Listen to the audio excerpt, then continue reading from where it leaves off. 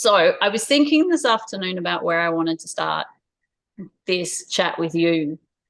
And I thought there was a video that I watched where I think I watched it last week or the week before, where you traveled around and you thought that the traveling, and I'm paraphrasing, so feel free to correct me if I'm wrong, but you thought that the traveling was going to be a solution to how you felt about yourself and how you felt about your environment. And what you realized was after traveling the world and coming back to your hometown, you realized that the traveling wasn't actually the problem. That's a very, very, like a very short explanation of what that video kind of meant to me. And I wanted to talk to you about that because I had something similar.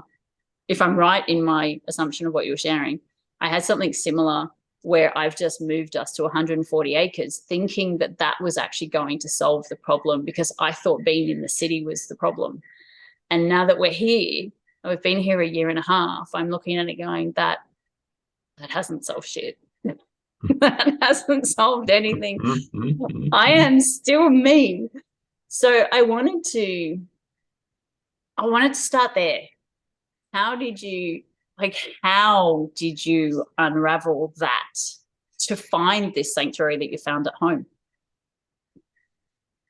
Yeah, that's a good question. I think a lot of us have that question. So, like for me, I was I was always into hustle and bustle. Like I really liked that idea. I loved the idea of like big skylines in North America because we don't really have big stuff in Ireland as far as infrastructure goes. I mean, Mm. it's getting kind of bigger, but it's like, it's nothing compared to like the big cities over there. So I always kind of craved that. And I was living in Vancouver in Canada, so it's a pretty big city, like relative to here. And like I was pretty happy with it all. And at that point, I didn't have really any yearning to be in a quieter place or like find nature or whatever. But I ended up just by chance like going to a place that was quite quiet. Like it was a small island and it didn't have any buildings really. It didn't have signal and stuff like that. So that's when I realized that um I found a lot of peace within that, the quiet aspect of life. And so while I was living there, I was living in a community. There was like a community of about 20 of us on the land that we were occupying. Mm-hmm. And and you would think that, everyone's like into, personal growth and, nature and being kind, that there wouldn't be any, challenges, but the same like, challenges that I had in the city, like working in a bar, like, you have issues with customers or your workmates, like there was issues there as well. Like, so that then it was kind of like, well, there's issues in both of these worlds because there's humans in both of these worlds. Like, so yeah, maybe some of them the issues are more spiritual or whatever, but they're still, it's still kind of there's still that dissonance. And so when I hear people talk about like, oh, I want to just go live in the forest, like Mm-hmm. with the community and live off the land, it's like you could do that, but you're still gonna have most of the issues that you have right now, I would say. Mm-hmm. And and so like yeah, I did that and then I ended up coming back home and then was just really discontent here. And ironically, like I was thinking to myself, oh, if only I could go back to that like living on the land type thing, even though at the time I knew full well that like I was still having a lot of challenges. So like then being back in Ireland, I was resisting the situation here and I wanted just to be somewhere else. And so I went somewhere else and had more issues there. And and like people had said the whole like, oh, wherever you go, that's where you are thing to me like so many times, but it's not useful saying that to somebody that hasn't actually realized that through experience. And so it took me like two or three times of like running away to kind of face the monster that is me, basically. So like what that looked like for me was to recognize that I needed to change my perspectives and my beliefs and my relationship to my surroundings in order for me to find some sort of, peace or contentment. And what that looked like for me was based on my personal goals. I wanted to be financially free. I wanted to be location independent, and I wanted to have flexible time in my day. And so in order to build all of that, I went about, setting up a business, and, you know, I found like traveling, it's very difficult to do all of that stuff because you're not grounded, and eh, there's no time to really just kind of relax into things. Whereas if you find yourself like a base, for a year, that gives you a good foundation. At least it did for me to actually like build something. So I just chose to do that where I'm from, because thankfully where I'm from, actually, it's like a really nice seaside town. And as far as, places to live, like it's pretty good Mm-hmm. or great. It's pretty great. Um, so I am very blessed in that regard. I do understand like people that live in like say like the countryside might not have the same appreciation for the land that they've grown up or whatever. But in my situation, that's kind of what I did, and that's where I'm at now, is like kind of in this general area that I grew up in still. And the beauty now is that like I went away last year for a couple of months. I just hit the road, and I didn't give up what I had here. So like I was still renting a place here, and Mm-hmm. it was really nice to be away, but not be running away. So like I was Yes. away, but I was like, but I still have my home there, so I don't have to really worry if things go sideways here. And so I ended up coming back just because I wanted to. So that was a really nice like change from, a few years ago. It was like, shit, I'm out of money. What am I gonna do? I gotta go home, live with my parents. Whereas this time it was like I could still continue traveling for, a few more months, and I can even earn some money while I'm traveling because like my work, involves like video and stuff like that, and a lot of it's just done remotely. But and then I was like, yeah, but I've got lots of friends at home, and I have a place at home, and you know, I could just go there. So I, ended up coming back, and that was really nice. And so now that's kind of what I'm about, is like this sort of hybrid lifestyle, but like very much grounded in the sense that I understand like business and finance is better. I have, somewhere to live, like that's not just going to be blown away, hopefully. Um, so it's done a lot for my mental health to kind of, I suppose, succumb to a degree of normality, Mhm. but at the same time, I'm getting all of the benefits of being kind of traveling vagabond. So So that's then how yeah. I really want to know how you unraveled that part of you that wanted to run away or that was running away, because it's not that easy. Or like once you realize you're doing these things, because obviously with your videos you share so much amazing content and so much amazing wisdom. how how how did you unravel that? How did you wake up to these things that you were doing, and then how did you unravel it all? Well, I realized that what I was doing wasn't working. Mm-hmm. And I believe it's an Einstein quote. It's something to the effect of doing the same thing over and over again and expecting different results is the Yeah. definition of insanity. Yep. And like the last time I went away on like, a bigger adventure, I had the ambition that I was going to, along the way, become like a successful travel vlogger or something, or that I would meet someone who required my services and would like employ me. But it just didn't happen. And so that was around 2020, actually. So a lot of stuff wasn't happening around then. But I I just knew that like that wasn't it wasn't working. I was consistently like struggling every time I went on the road like that. And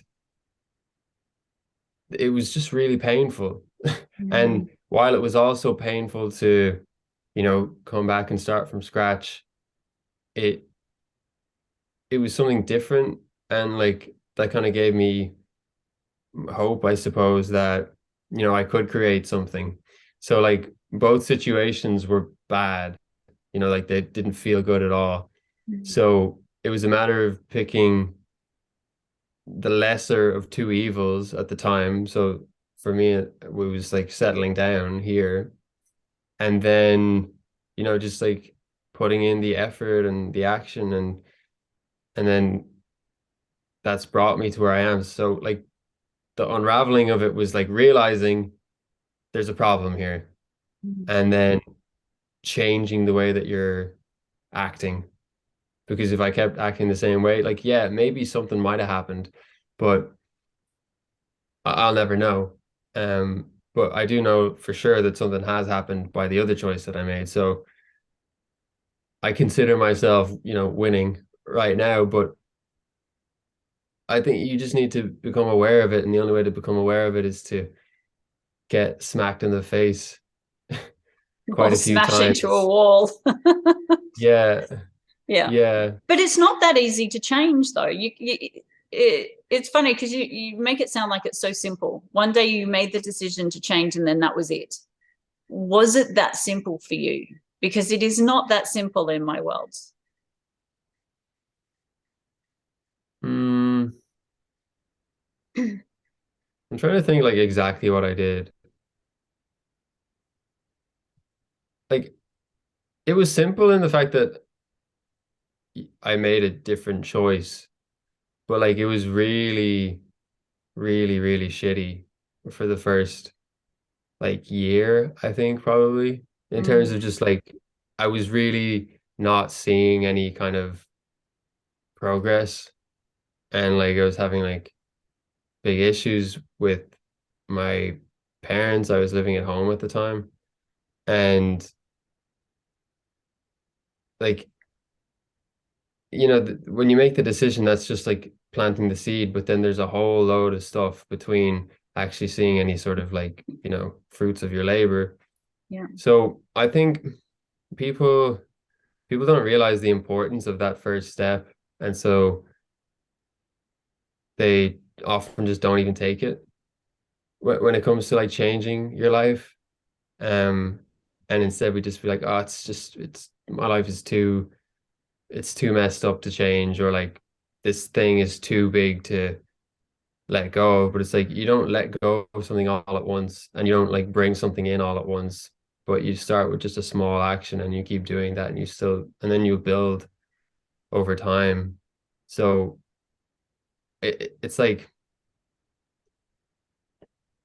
you can you can complain about something and you can think about a different future all you like, but until you actually like put an actionable step into the world, then like you're just gonna continue going in the direction you're already going. Yeah.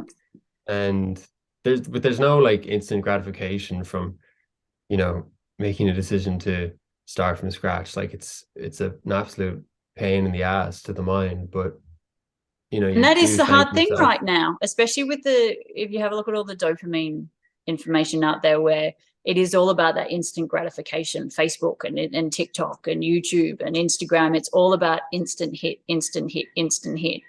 That if Mm, that is a pattern that you're used to just because you sit on your phone or you sit on the computer or you're texting people and you're not your life isn't a long form life. Like it's not something that you know, if you take this action, it might take 5 years to get there, but that's okay because you know you're in it for the long haul. We're not, I don't know, the last 15 years of mobile phones and smartphones and the internet really taking off, and Facebook and all of these new things, it's changed everything to that instant gratification. So how did you, I'm assuming you had that want for the instant gratification hit and you kind of had to do something differently anyway. Is that right? Yeah, because you also realize that instant gratification ultimately leads to depletion on a longer time frame. It leaves you depleted, it leaves you uninspired, you don't have energy, you don't have clarity. Like like it's like if you're scrolling on your phone, like just as an example, like if you're scrolling on your phone, like after doing that for a few minutes, like typically if you're in any way self-aware, you're gonna feel pretty shitty about what you've just done because you've just wasted a lot of energy. Like that's all, like without being judgmental, it's not a judgment thing. It's just like when you are looking at something, say like a TV show or TikTok or whatever, you are committing your energy to that. And in some cases that can be good because maybe you're educating yourself, but in a lot of cases we aren't educating ourselves, and so we're not receiving any value. We're not receiving any energy for the energy that we're giving. So it's not a fair exchange. So yeah, like TikTok's doing well because of their ad revenue when you're looking at it, but what are you getting out of that? Yeah. You know? And I think my form of like instant gratification, like as if we're to relate this to like the traveling, would be, you book the flight. That's instant gratification right there. Mm. Uh, you're all excited and you're thinking of where you're going to go and blah blah blah, and then you get there and then you're gonna like I would experience like slumps kind of on the regular. Then like once you get to a place, like I got to, like the last time I set out, like I got to my destination and I was like, oh cool, I did it. And my ambition was to just camp on that one, like to just see where the wind took me and just camp everywhere I went. And I found myself on a beach camping and I was like, oh, this is lovely on a beach in Cyprus. But I was just like filled with dread, like this sense of doom toward the future because I didn't feel grounded, I didn't feel safe, I didn't feel empowered. And that's where the instant gratification of just, ditching Ireland and ditching, a boring life led me to, like it led me to that pain. Um, Now maybe that would have been avoidable if I had, prepared differently or something. But I still feel like the idea of just kind of hitting the road in order to escape something, which is what I was doing, is like, relative to the instant gratification Yeah, it really of say is. like, you're feeling uncomfortable in your body and then you go and, you watch something that, probably isn't the best use of your energy. I feel I'm glad we brought this up, and yet there's this part of me that just wants to pick up a bat and bat myself about the head because the last couple of days, not just the last couple of days, I have been avoiding, and for me, distraction is a pattern. It's a distraction is a pattern to avoid really deep emotions that I just don't want to face. And so it has been the last couple of days of sitting on YouTube and getting on at 8 o'clock at night and then just scrolling through and then realizing it's midnight going, how have I just spent 4 hours watching 60-second clips? And it just registers in my brain of, that's insane. That's like hundreds of 60-second clips. That's Mm, all for the point of distraction. And really, to me, that is what the instant gratification is instead of sitting with the feeling, it's using that instant gratification to avoid the feeling. mm-hmm, mm. And And I'm guessing that's kind of what you realized as well, sitting on the beach at Cyprus, feeling that, possibly having no distractions around you if you're sitting on a beach in the middle of nowhere. Oh, it was so bad. Like it was, Yeah. I was so cold, and I'd never been in so much pain, and like all of this heartbreak came up as well. Mm. Um, and loneliness and just like not being understood. And I was like, is this gonna last forever? And yeah, like I didn't distract myself in any way, as I reflect on that time. Which isn't easy unless you don't have anything to distract yourself with. Yeah, I wouldn't have had anything because I was in a foreign country, and I wouldn't have been traveling with like data on my phone or anything. So Yeah. So you're probably forced yeah, to face it. yeah. And then, you know, the next morning I woke up and I felt fine, Yeah. you know, and that's usually what happens. Like when we have those slumps, you can either choose the distraction or you can just surrender to it, which yeah, it sucks, but it actually kind of blows over pretty quickly. So Where then it's just let's like talk really, about surrender. Sorry to interrupt you. Let's talk about surrender mm, then. What is that? What is that to you? Because it's a really flippant term that's thrown around a lot where people say, just let go and surrender. It's like, yeah, but how? That's my yeah. question. But how? How do people do that? Because no one's really going, this is how you let go and surrender. So if you can, what does that look like for you? Or what does that feel like for you? Or what are you saying to yourself in your head to surrender? Mm, yeah. When people say like, oh, just let go, I think it's really unhelpful. Yeah. Only because we all have different ways of interpreting that, you know, and we have different ways of interpreting the word surrender. Mm. For me, when I'm surrendering, surrendering, basically what I'm saying to myself is this sucks. So like let's say I'm in a situation I don't like how I feel. Like let's say my finances aren't doing well. So I'll say this sucks. I don't like it, but it's what's happening right now. And until it's not happening, I'm going to embrace the fact that it is happening. And I'm also going to investigate ways that I can give value to the world in order to help me solve this financial issue that I'm having right now. So that might be, you know, looking for a new lead or a new job or something like that. So it's about acknowledging where you are and realizing that you can also do things to progress you in a different direction. And also just realizing that it's not going to be like this forever.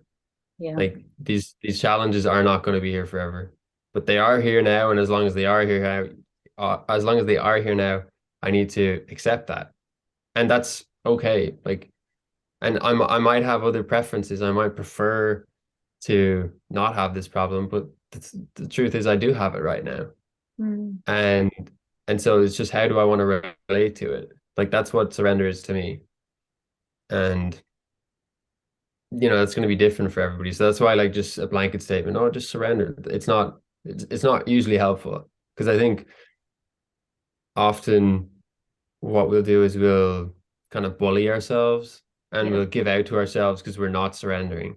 It's like, oh, why can't you just like why can't you just be surrendered and be okay? And then the universe will give you what you want anyway. It's like, well, that's not really like that's a very like egoic way of approaching it, I think. Mm. And it's not like you could be a lot kinder to yourself, I would say. And so that's why I take that approach that I just mentioned. Mm. And then there's also, especially going along the universe and the law of attraction type of theme, where it's really easy to beat yourself up if your life isn't looking the way that you think it is. Because if you're in the aware and the awake community and you're in the law of attraction, then there's also going to be a voice that says, this is your reality and you're responsible for your reality and your thoughts are creating your reality. So what aren't you dealing with right now? Or what are you avoiding? And it can send you down this spiral of just into such a deep, dark place of, well, where am I wrong? Because my life isn't any better yet. Where am I wrong? Where am I going wrong? Did you ever did you ever get stuck in those spirals that are kind of like, I mean, people generalize them as depression, but I kind of see it as more than that. It is this voice, this spiral of something inside of your brain that is just beating you up for not being where you think you're supposed to be right now. Yeah, totally. I was like that, yeah, for probably like a couple of years. Like I wasn't aware of any of this stuff until I had moved to that island that I mentioned earlier. And Mm-hmm. then the people there seemed to like they used words like energy and universe and stuff like this. And like what you put out, you get back, right? And that's what led me. I think I watched a video, like a friend of mine, she recommended a video by this guy called Matt Kahn, who Yep. I really enjoy his work. And he's like a lot of his stuff is really helped me. And I watched the video on YouTube, and from that point on, I started getting recommended other kind of, spiritual content. And that's what like that opened up a whole other world to me. It's so interesting, the YouTube algorithm, how that works. Um It really is, isn't it? yeah. But for me, I think that the law of attraction manifestation, it, I don't view it on a linear timeline, if that makes sense. So I view it as in, if I don't have something that I want right now, Mm-hmm. it's not because I've put out thoughts and blah blah blah that have put me in this position. It's actually like the opportunity is actually to realize that me not wanting to be in this position is the only problem. The only problem is that I don't want to be here. It's that I want to be somewhere else. So if I can change that Mm. and and come to terms with how my reality is right now, then the resistance, which we want, is resistance. So if I want something else, if I'm beating myself up because I don't have $1 million, then I'm resisting my current reality. So often, like the paradox is we say, oh, if I had $1 million, then I wouldn't feel how I feel right now. And I can But tell you, I have had $1 million and it doesn't help. It doesn't change anything. If I can be that voice of reason, you can have $1 million, but it still does not make this feeling go away. exactly. And Yeah. that's the thing is, so when you realize that even if you had the thing you wanted right now, Yeah. that you would still feel the same, then you realize that the issue isn't your external reality as a result of you not being a good boy or girl and manifesting correctly. The issue is that you're not embracing your current reality. And as soon as you do embrace it, you don't need $1 million anymore, because now all of a sudden you have the feeling within you. So I think when we're in those spirals, it's just us unwilling to be with where we're at. So And now we need to unravel that then, because there's a okay, how in that. Like that is not that easy to do, is to sit, especially if you're someone who is financially in the crap hole, or you're in an abusive mm, relationship, or mm, you're grieving because you've just lost a parent, or you're grieving because you've just lost a kid. Like, it's reality is reality, and reality is really hard. And mm-hmm. life can sometimes send you down those spirals. And I've been down a lot of those spirals over the last 8 years. And I'm really keen to hear how you accept reality. Yeah. So some of those situations that you just mentioned, though, yeah, so there's there's things that we ought to remove ourselves from, or at least build momentum in a different direction, like in terms of our actual physical surroundings. So like if you're in an abusive situation, if you're in a financial hole, they're like, you need to honor your reality and make adjustments with respect to yourself and the other people in your reality. So there's two layers to it, right? So there's the one of the physical, in that, okay, this situation I'm in, we need to move elsewhere.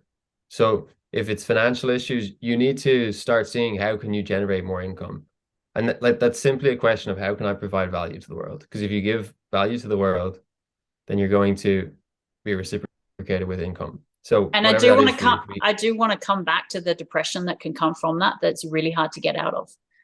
But keep Mhm, sharing what you're sharing, and then we'll go back to the how to get out of that depression where you can't mhm. take action. You know you want to give service, you know you want to take action, but there's actually a part of you that can't take action.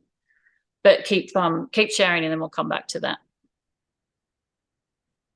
Yeah, so like identify a way that you can change your situation in terms of like what rearrangements do you need to make? Do you need to get away from somebody that's not being nice to you? Do you need to up your finances? Do you need to give yourself time to grieve something? Right? Those are all, practical steps, but they need to happen alongside the, I suppose, the mental aspect of it, which is basically kind of saying, I don't like where I'm at right now. It sucks. And it's not going to be forever.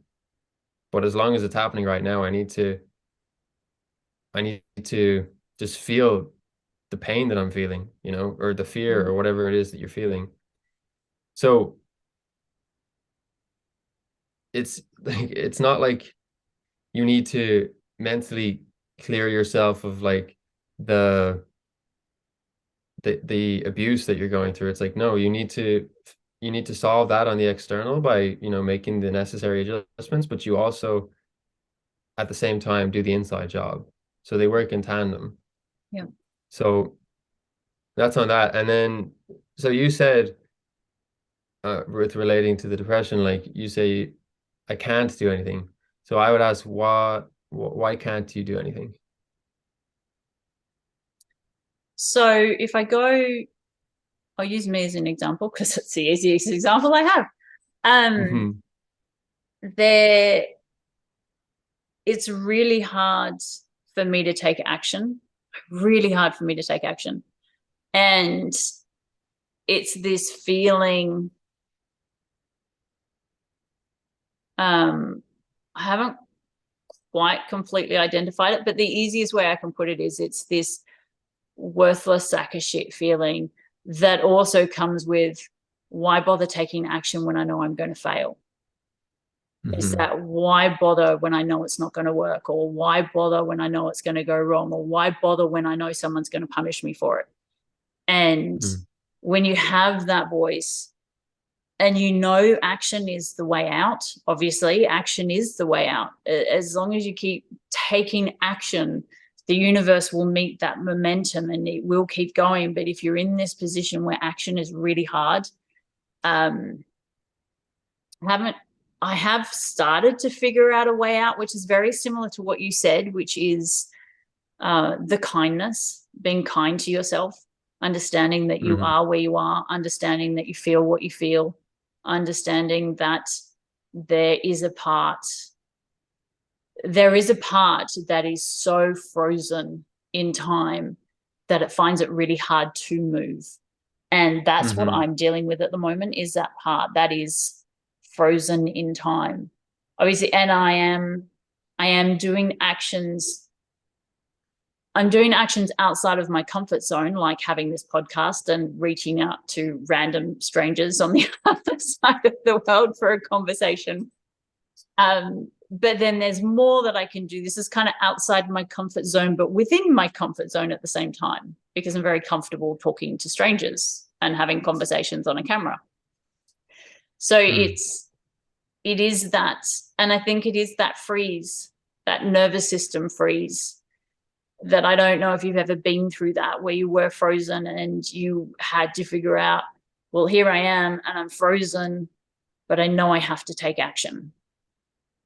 Hmm. Yeah, so that that's a lot. It's different. so you said you can't take action at the beginning, but then you said it's hard to take action. So Yeah. that you, unless you're physically impaired and you can't communicate with anyone, then yeah, unless you're like a vegetable, you can take action in some way, shape, or form. And so really this is a question of like how how can I support myself in taking action? Yes. Because taking action is scary. And I commend you for the action that you've taken, to be here and whatever else you're doing.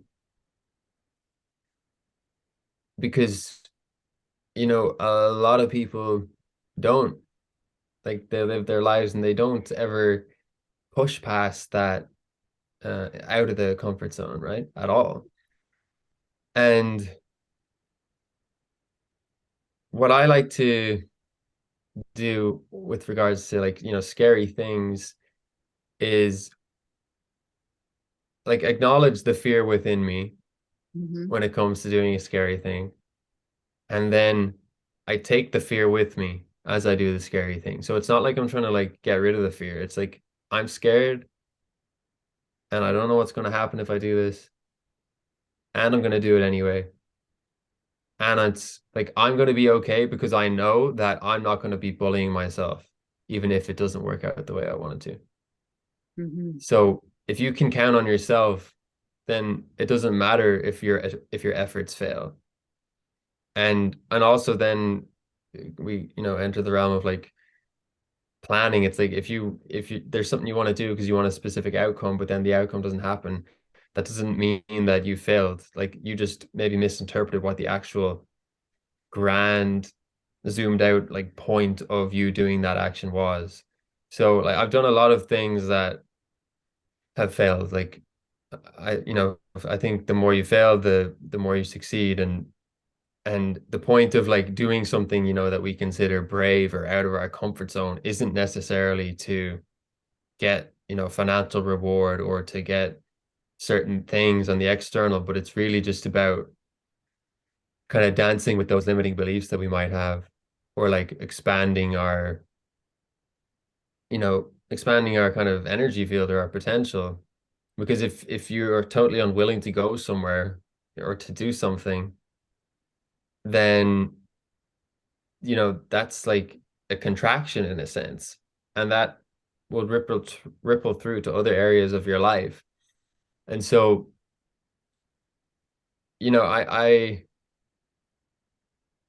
I have issues. Like yesterday, for example, I was in a supermarket and there was a girl there, and I'd been kind of chatting to her a bit over the last couple of months, just getting my groceries and stuff. And like I want to like kind of ask her out or something like that, Hmm. but I'm still like afraid to do that because that's just a thing that like I'm not overly comfortable with right now in this specific situation. And like part of me is like, oh, you're an idiot you're missing out on an opportunity. But then it's like, yeah, but I don't need to bully myself for being nervous about doing something. So yeah, I could do it, and I think it would be beneficial, not because, you know, of the relationship that may or may not happen, but just because when you do things that scare you and then you don't die, you're like, oh, I failed at that thing and I didn't die. So now all of a sudden life is less scary to me. Mm. And isn't And the that more really you the do that, reason why we don't do things is because life is it's so scary. we perceive it. So Yeah. yeah, And our ego thinks yeah, if I fail at that, then it's a death. And I think to me that is the ultimate, that for some reason there's this program inside somewhere that says if life doesn't go this way, then you're going to die. And that's kind of what it feels like sometimes. Like it's that scary yeah, sometimes. yeah. And I suppose it's based on like the societal or the collective conditioning and expectation. So like, let's say I'll just bring it back to that situation. The society would say like you need to get partnered up and have Hmm. have children and blah blah blah blah. And so automatically then the program in my mind and everyone's mind is if I don't partner up and have children, then I am failing, right? So it's like if I don't do anything, well, they can't say I, you know, failed as such. Although if you zoom out and like look at your whole life, it's like, well, you didn't even try. But so like let's say then I don't do anything, then or no, let's say I do something, like I ask her, and Mhm. then she's like no, or like it just doesn't work out or something. And now it's like I have skin in the game and people see that I have failed, and now I'm going to be ostracized, and now I am going to be without community and lonely and no resources, and I die of starvation. Like I imagine that's kind of the root of where that comes from, Yes. because like obviously that like this issue wasn't relevant, say like, several hundred or thousand years ago. Yeah. That, yes. Yes. It,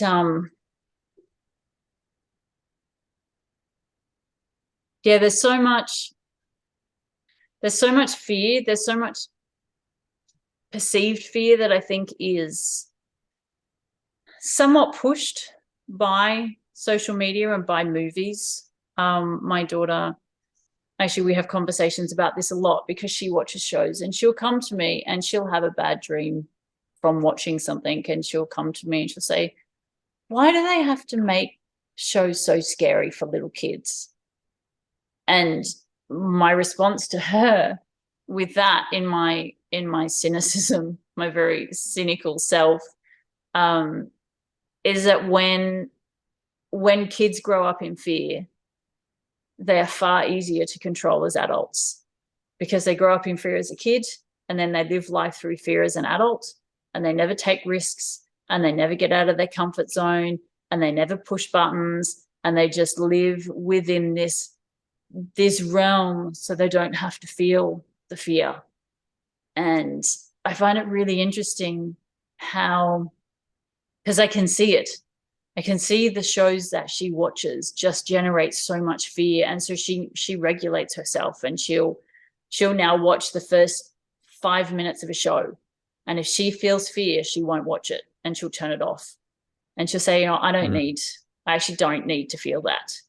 And she's 8, so I'm impressed at 8 she will regulate herself on what she does and does not want to experience when it comes to feeling fear and having the external world be the cause of that fear. But when we're adults now in our generation and we were raised without this level of consciousness, the fear is automatically inbuilt. It's an automatic program. So we're trying to unravel a program that exists while trying to get out of the comfort zone, while taking actions, while understanding that our reality is caused by us, but also at the same time, in some way, not caused by us because it's a program that we were raised with. We didn't necessarily intentionally put all this fear inside of us, but it appeared and it's here. And so now we're responsible for it. And now we have the opportunity to do something about it. And I think it's amazing that there are people like you that are out there so willing to share so much of your journey and so much of your story and so much of what you're going through to help people to work through that deep fear and to get out of their comfort zone and to understand that with kindness, you can actually come out the other side. Hmm. And there is not a question in that anyway. Hmm. Thanks for saying that. Yeah. um,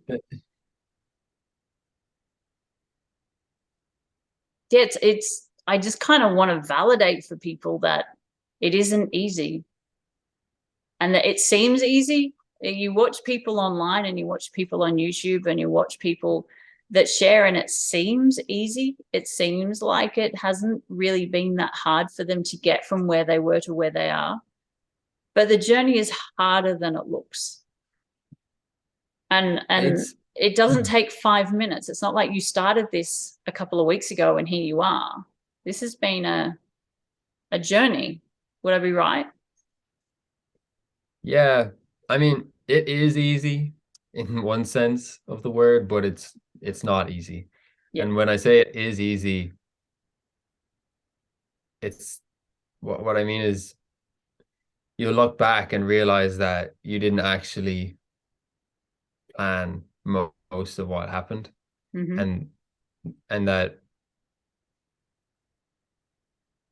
like when you do arrive at a spot of relative contentment, let's say, I think that's what we should aim for is contentment, like not happiness or anything, just like, a place where you're like, I'm happy enough with what's going on, and I surrendered often enough to the pain to know that like it's not the end of the world if I have an off day or an off week or an off month or even an off year. Like it's just a season.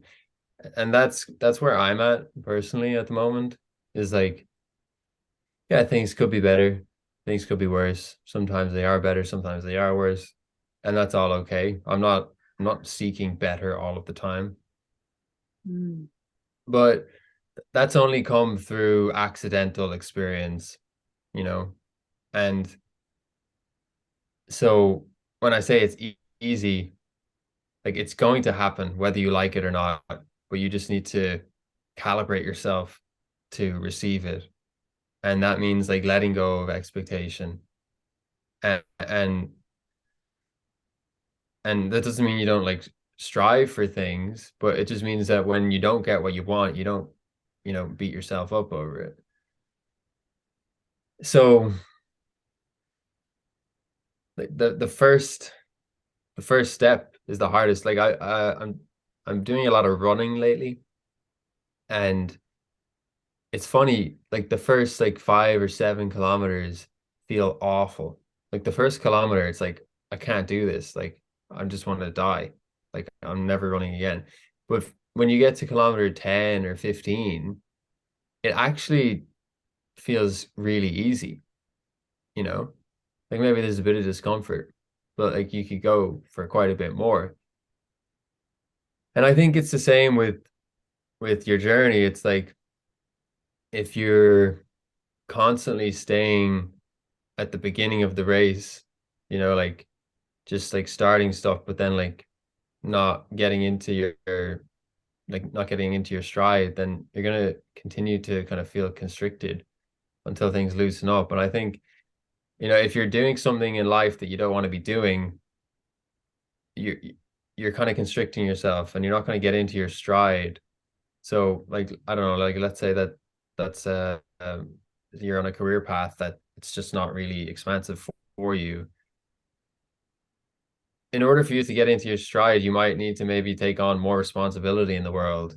Mm-hmm. And and then once you do that, it's like, um because I'm viewing this like I'm comparing like the running to like your entire life, right? So the first say 20 years, it's like you're running, it's pretty tough. Like it's not really fun. And then you get to a point where you have more understanding of what you're interested in. You've got, say, your community, you've got like a business going, you've got ideas or systems in your life that, help things happen more smoothly for you. And you're more in that realm of contentment more often, right? And yeah, there's still ups and downs, but that's fine. And so I think a lot of people get caught in the sort of beginning phases and they don't know how to get out of that. Mm. And the only way to get out of it is to go through it, but then know when it's time to leave it as well. So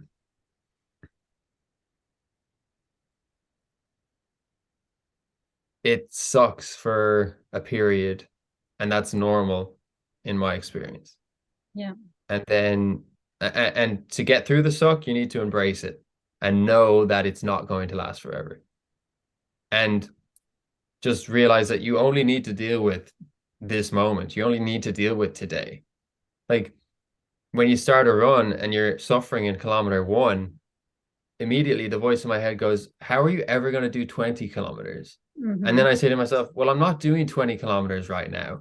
I'm doing 1 kilometer, and then I'm doing two, and then I'm doing three, and then I'm doing four. So it's the mind jumping ahead to the future that it thinks it can't achieve. That's what screws up your cadence in the present. And Yeah. so if you come back to the pain now, like again in the run, like it'll be painful. So just embrace that pain. Like this sucks, and it does fade away. And it's the same in business. This sucks. Nobody's looking at my videos. Nobody's hiring me. Nobody is validating what I have to say. And then, you keep doing it, you keep doing it. And this happens over years. Like I I first started posting videos on YouTube in 2019. And it's really only like the last 5 months that like, we've managed to reach like hundreds of thousands of people. And before that it was only like, maybe 10, 20, 100 people or something Yeah. like that. Yeah. So that was over a 4 year, yeah, about a 4 year time period. And and most of what I'm talking about now that people are resonating with is my life, like the last 4 years of my life.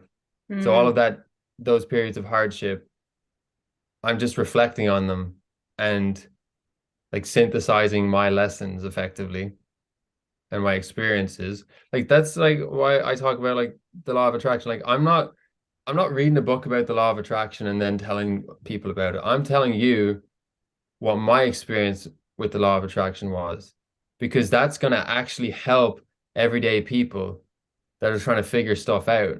Because if you read a book, it's like the person, like a lot of people that say like are teaching about the law of attraction, they make their money by teaching people about the law of attraction. Yeah. Um they don't actually, generate money from a different way. And I'm not bashing that at all. I don't like I'm still that's still something I'm working with, like the idea of like coaches coaching coaches. Like I'm not sure how I feel about that. Yeah. I'm because in a sense, like you could say that I'm coaching people. Like I don't know, like one of the things I do is like because I have a lot of experience like on camera and creating content. So like lately I've been coaching entrepreneurs on how to create content for their business and how to speak and how to position themselves like with like Mm-hmm. YouTube videos or whatever. Mm-hmm. And I'm able to do that because, I've done it to a reasonable degree of success. And so, I can help, with my skill set, I can contribute to their business because like they might be good at like businessy sides of things, whereas I'm more creative. Like my background, like fundamentally is like a creative artistic background. So like taking your experience and what you know and what you've gone through and then sharing that with other people, like it's really it's really flattering to hear that it's the vulnerability that really gets people Yeah. with what I've been sharing, because that's often the stuff that I don't want to share because I'm afraid of the judgment of people. Mm.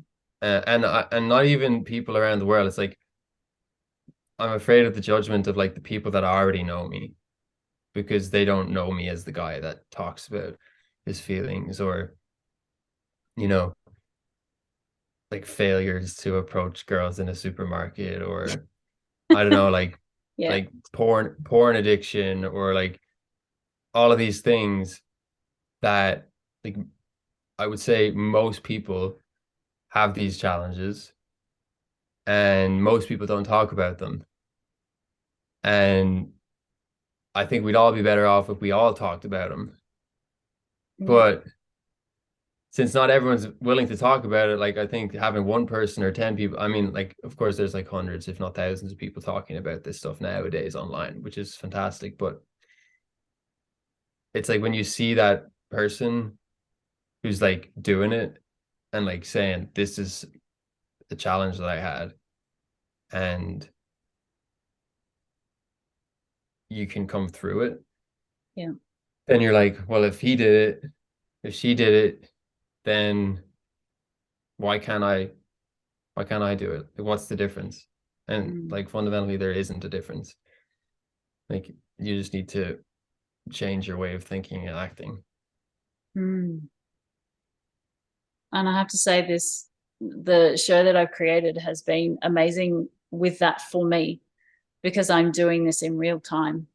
So I'm doing this based on what I'm going through now, the trauma that I'm having to unravel now, the Mm, addictions that I'm having to unravel, not necessarily the addictions to things like drugs or alcohol or coffee, but the emotional addictions, the addictions to the victim, the addictions to um, avoidance and distraction and those sorts of addictions, and doing it in real time and sharing it, and then being able to talk to people like you who have gone through it, who are on the mm, other side, that I can then pick your brain and get some wisdom and then share that, because it's hard when you're in it, and it's hard to feel it, and it's hard to talk about it when you're in it, especially to random strangers. But mm, I'm thankful that I don't have any shame around it, and then I can sit and have these conversations and go, yeah, I'm a victim. I'm addicted to my phone. I'm addicted to distractions. I'm addicted. I have an eating. Well, I'm coming out the other side of an eating disorder. So that comes with mm. a whole other world of mental shitness that comes in your brain. And I think these conversations are so important to have right now, that people who have been through it that are sharing, and then people who are in the middle of it and having conversations who have been through it and sharing. I think there's so much wisdom to be gained in these conversations. And I'm so glad that you agreed to have one with me today, because I've really enjoyed this chat. Could I clarify something? Of course, you can.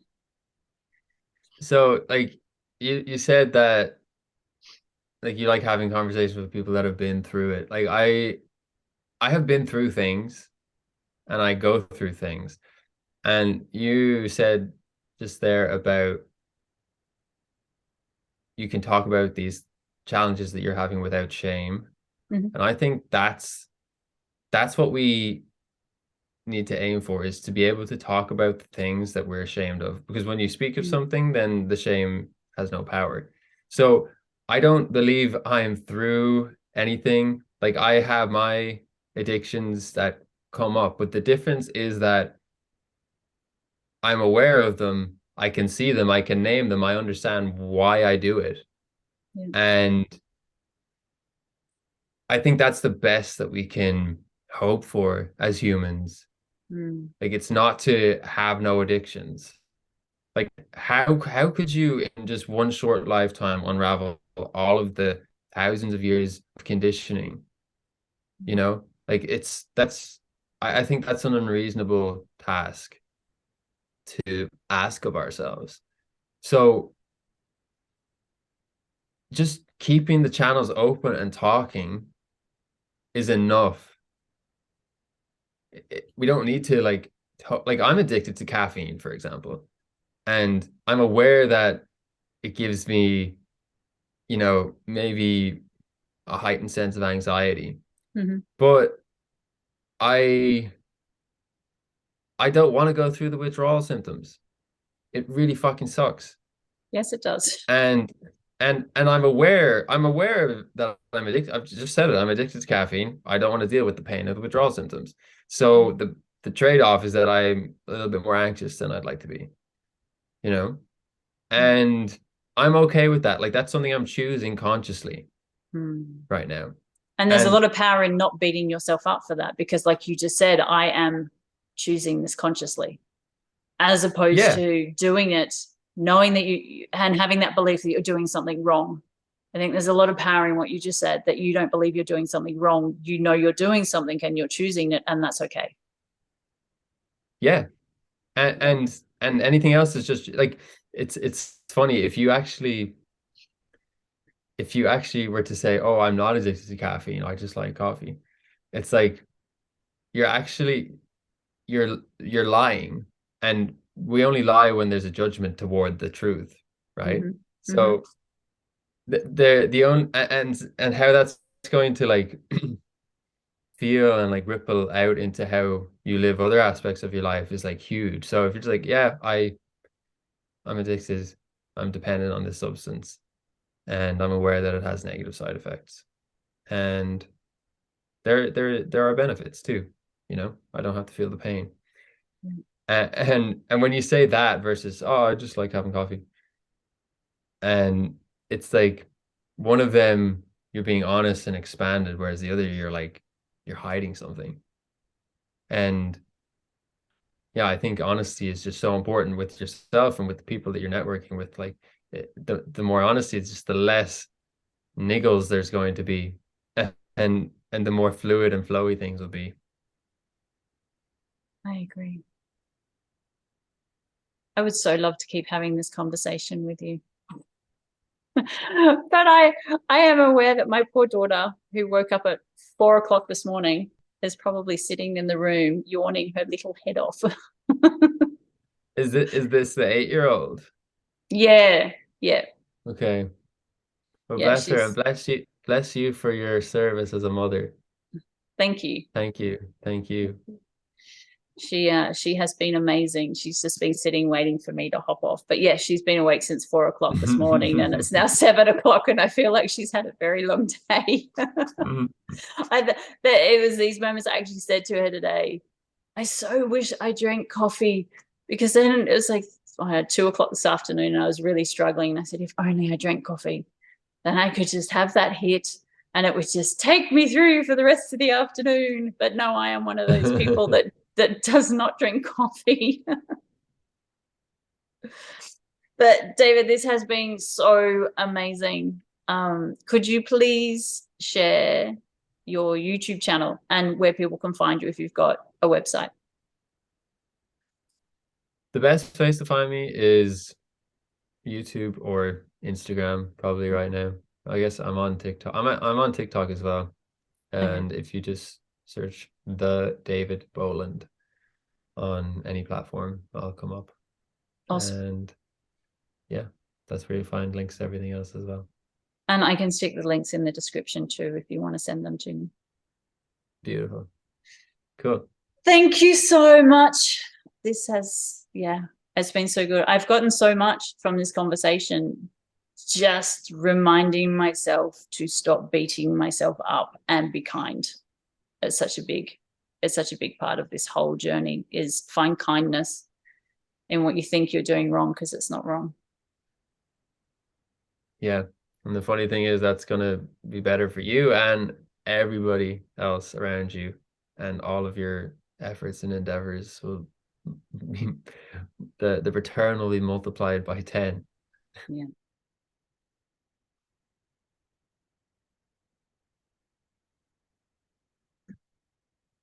There's so much in this call. Let me take these out. There's so much in this call with David. It